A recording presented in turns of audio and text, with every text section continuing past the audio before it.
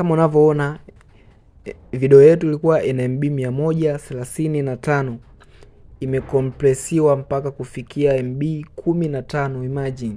Mswahili, hii ni Swahili Link na karibu katika chaneli hii.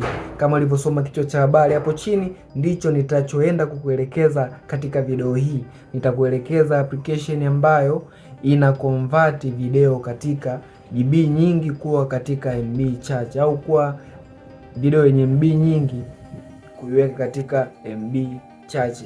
Application hii mwenyewe nimeitumia na majibu yake mimi ninayo, kwa sababu mwenyewe ni content creator na natengenezaga video ambazo zinakuwa na MB nyingi. Pia natumia application hii kuconvert video kuwa katika MB chache bila kupoteza quality yoyote ile ya video yako. Kama una bando la kuungaunga, angalia video hii mwanzo hadi mwisho, angalia inafanyaje kazi. Application ni hii, na hapo mbele nitaenda kutajia jina la application hii inaitwaje. Cha kufanya sasa hapa, nataka kuonyesha jinsi ya kuconvert au kuprocess kwa lugha ya kitaalamu. Kuna hii hapa video ina MB 135, nitaiconvert na utaiselect hiyo video, utabonyeza next hapa chini. Baada ya hapo utachagua quality uweke hapa. Ina maana ukichagua hapa inakuwa ni quality ndogo. Ina maana kama unataka quality ile ile, basi utachagua hapa large file, just compress. Unachotakiwa kufanya tena, utabonyeza next.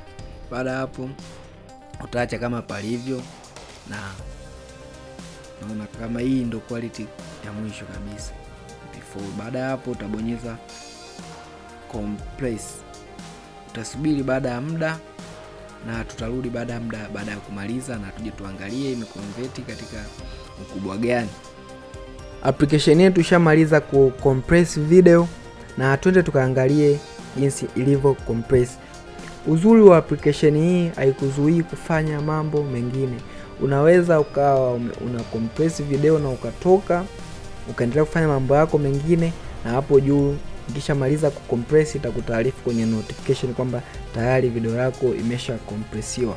Kama unavyoona video yetu ilikuwa ina MB 135, imekompresiwa mpaka kufikia MB 15. Imagine, kutoka MB 135 mpaka MB 15, alafu bila kupoteza quality yoyote ile ya video.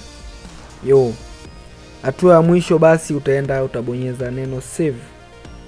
Baada ya kubonyeza neno save, itakwambia ukatengeneze folder kama ndo mara yako ya kwanza kutumia.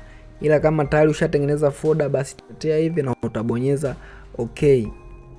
Baada ya hapo itakwambia save successful. Ina maana video yako tayari ishasaviwa kule.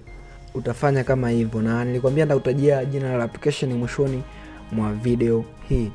Application yetu inaitwa Panda Compressor. Ukiingia Play Store pale, nenda kasachi Panda Compressor, itakuletea application hii na inaonekana kama hivi. Na kama umependa video hii, usiache kulike, kusubscribe na kushare kwa wengine, na tukutane katika video nyingine. Bye.